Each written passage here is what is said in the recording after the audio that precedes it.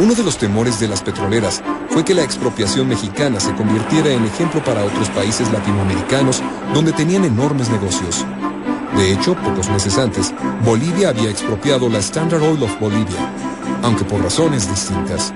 Los gobiernos de Argentina, Chile y Uruguay no realizaron declaraciones sobre la cuestión petrolera mexicana, pues pasaban por complejos momentos políticos, pero la noticia encendió profundas discusiones e influyó en diversas políticas nacionalistas en otros países latinoamericanos.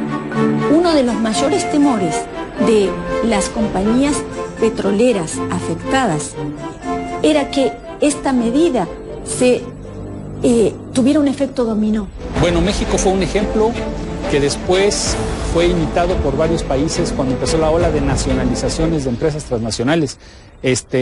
Se tomó el caso mexicano como ejemplo, por ejemplo, en Bolivia en 1952, en Guatemala en 1953 y 1954. Después el presidente Juan Domingo Perón de Argentina también empezó a imitar nacionalizaciones como la mexicana, con sus propias características, pero fue como primer modelo de expropiación de recursos de empresas transnacionales, que en este caso fue exitoso porque se combinaron circunstancias que favorecieron al gobierno mexicano y otros gobiernos pues también pensaban que podía el desenlace ser similar a su favor. Distintos países fue recibida también de manera muy positiva. Hubo manifestaciones de apoyo al gobierno de México en varios países en aquel entonces. Era una medida que respondía a los anhelos de autonomía, de desarrollo soberano de los distintos países. En términos generales, entonces podemos decir que el nacionalismo petrolero mexicano estaba en el imaginario político de América del Sur desde los tiempos de la Revolución. La pregunta es ¿por qué se nacionalizó? La verdad es que la mayor parte de las explicaciones son políticas. O sea, había necesidad del gobierno de Lázaro Cárdenas de impulsar el nacionalismo. El debate en torno al nacionalismo económico retoma y reconsidera y transforma la discusión de la expropiación mexicana en una lectura acorde a la realidad de cada país. Y fue la primera nacionalización del petróleo importante, digamos, de países que en la época se llamarían del tercer mundo. Entonces tuvo un impacto enorme la nacionalización petrolera. Algunos países pues tomaron ejemplos de México. Había misiones técnicas en aquella época en materia de construcción de presas para riego, para energía eléctrica en Colombia, en Bolivia, y pues quiero pensar que veían a México como un país que iba dando pasos importantes en su desarrollo. México quería tener una empresa petrolera propia para impulsar los procesos de desarrollo interno, sobre todo industriales. Entonces había una razón económica importante. También había una razón fiscal. En realidad se obtenían muy pocos ingresos fiscales del petróleo. En junio de 1938 se crea Petróleos Mexicanos para encargarse de la exploración, producción y refinación, y la distribuidora de Petróleos Mexicanos dedicada a comercializar el crudo y sus derivados. A partir de agosto de 1940, Pemex absorbe todas las responsabilidades, quedando como la única empresa a cargo del manejo de la industria. En este punto crítico, fue necesario mantener a flote la naciente industria petrolera mexicana, aunque sin contar con suficiente personal capacitado, pues las compañías extranjeras habían retirado sus equipos técnicos. Eran pues muchas empresas las que trabajaban aquí en México que fueron expropiadas y había que consolidar estas empresas en un solo organismo. Fue un proceso que tomó algún tiempo. Y esta fue la razón por la que hubo que constituir un organismo como Petróleos Mexicanos. Tras la expropiación se crean dos empresas, pero rápidamente termina por ser Pemex. Y la tarea principal, como dije al principio, es sobrevivir. En realidad la idea era crear una empresa estatal que tuviera cierta independencia. Lo que va a suceder es que las empresas petroleras, que son sorprendidas por la decisión de la expropiación, hacen un boicot de compra de petróleo por un lado y de venta de refacciones en la industria petrolera nacional. Hay un problema también de equipo y de piezas de refacción. Quiere decir eso que la mayor parte de los proveedores de las empresas, de las compañías extranjeras, eran extranjeros. Se cierra el mercado, se cierran esa facilidad de tener ese tipo de recursos. Hace así que los trabajadores tienen que desarrollar su inventiva, su habilidad artesanal para suplir la ausencia de refacciones. Es el momento de mayor poder obrero dentro de la industria, puesto que dependió mucho la continuidad de la producción petrolera de la habilidad individual y colectiva de los trabajadores para mantener a flote la industria. Los técnicos mexicanos tienen que aprender de alguna manera el oficio, ¿no? Y eso va a tener una repercusión muy fuerte, en particular sobre la exploración. ¿Qué pasa con la tecnología? Bueno, tiene que hacer su tecnología. En un principio recurre al Politécnico y a la universidad, a la UNAM. Como es de entenderse, después de la expropiación hay mucha improvisación en materia de personal técnico y administrativo para la empresa petrolera mexicana. Se envían ingenieros que no son especializados en materia petrolera a trabajar a los campos y a las refinerías.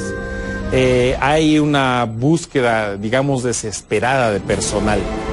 Afortunadamente, algunos trabajadores mexicanos habían sido capacitados por las propias compañías, pues años atrás el gobierno había restringido el ingreso de técnicos extranjeros. También definitiva fue la tarea del Instituto Politécnico Nacional, fundado 2 años antes de la expropiación como sólido apoyo en la formación de técnicos y expertos para la industria petrolera. Si nosotros le echamos una mirada al Politécnico, vamos a ver que en los años 50, 60, muchos egresados del Politécnico son parte de la industria petrolera. El desarrollo curricular del Instituto Politécnico ha estado relacionado con la industria petrolera prácticamente desde el inicio del instituto y con un salto gigantesco a partir de la expropiación. Para esta época había carreras que se relacionaban con la industria petrolera, generalmente de carácter técnico, técnicos en lubricantes, técnicos en perforación de pozos, técnicos en diferentes ámbitos. Para 1940 también ya, pasado el primer momento de la expropiación, pero viendo hacia futuro, ya existe la carrera de ingeniero químico petrolero y de ingeniero petrolero, acompañado de muchas otras carreras subprofesionales, como se les llamaba, también relacionadas con la industria. Después de la guerra, el petróleo se convirtió en el principal motor de desarrollo y reconstrucción, y el crecimiento de la demanda superó la capacidad de producción de la industria mexicana, que tuvo que adquirir productos derivados. Para poder elevar los niveles de producción, se exploraron nuevos yacimientos en 4 importantes zonas: en San Luis Potosí y Veracruz, la región Pánuco-Ébano; en Tamaulipas y Veracruz, la Faja de Oro; la zona del Istmo y el campo de Poza Rica, cuyo potencial no había sido completamente desarrollado. En 1952, geólogos mexicanos realizaron el hallazgo más relevante de este periodo en la zona llamada Nueva Faja de Oro, al sureste de la antigua Faja de Oro. Estos descubrimientos elevaron la producción y la cantidad de reservas. Al mismo tiempo avanzó la industria de la refinación. En 1938 funcionaban 6 refinerías, 5 de ellas en la costa del Golfo y una en Azcapotzalco. Tras modernizarlas, se construyeron otras 2 en Salamanca y Reynosa. Hacia 1958, Pemex era ya una empresa consolidada y con la infraestructura necesaria para cubrir la demanda del mercado nacional. En 1965, durante la administración de Jesús Reyes Heroles en Pemex, se fundó el Instituto Mexicano del Petróleo. El Instituto Mexicano del Petróleo surge en agosto de 1965, surge como respuesta a la necesidad de la industria petrolera de luchar por alcanzar grados de autonomía tecnológica, por abatir las importaciones de maquinaria, de equipos y de otros insumos. Y lo logra. Bueno, el Instituto Mexicano del Petróleo es un instituto muy importante para el país, pero simplemente ahí se tratan de desarrollar tecnologías propias. Los científicos que trabajan ahí son de un altísimo nivel, pero se necesitan tecnologías desarrolladas en otros lugares que en México no se producen, ¿no? Pero eso no menosprecia la labor que han hecho la gente del Instituto Mexicano del Petróleo. En 1972 se descubrió el campo petrolero de Cantarell, que se convertiría en el más grande yacimiento en la historia de nuestra industria petrolera. Su valor cambiaría radicalmente las políticas petroleras al permitir la exportación de petróleo a gran escala.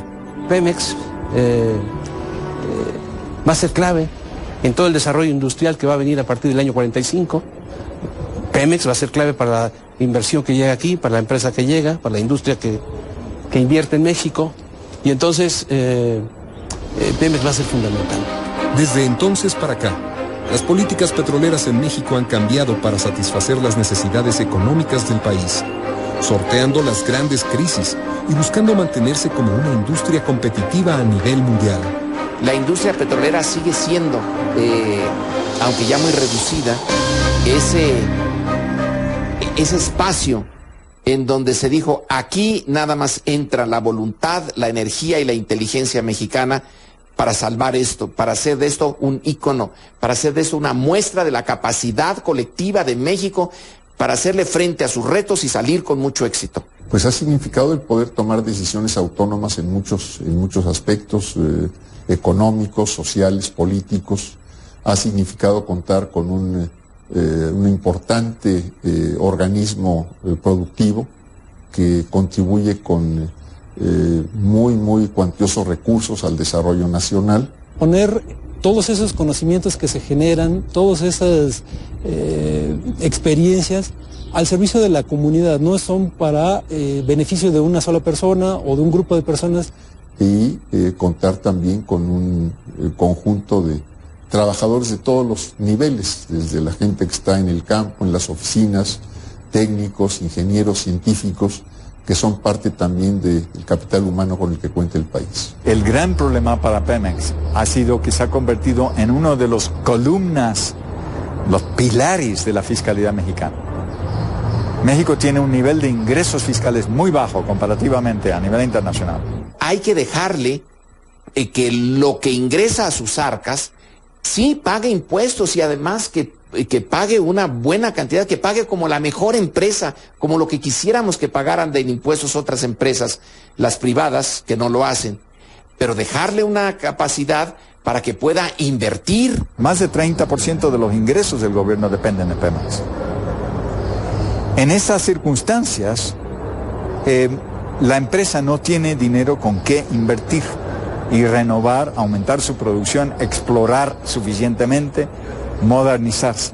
Y que funcione como una empresa privada, que tenga mayor productividad, que tenga menos burocracia y que no sea el cotizador principal de la Secretaría de Hacienda, ¿no? Queda la pregunta actual de saber si se deben de reformular para adaptarse a un contexto internacional que ha evolucionado bastante. Yo creo que debemos de asumir la defensa de lo que todavía queda de la industria petrolera de México. Hay muchas posibilidades para Pemex, pero se necesita voluntad política y proyecto nacional. A 75 años de la expropiación, la industria petrolera de México sigue siendo pilar económico y simbólico de toda una nación.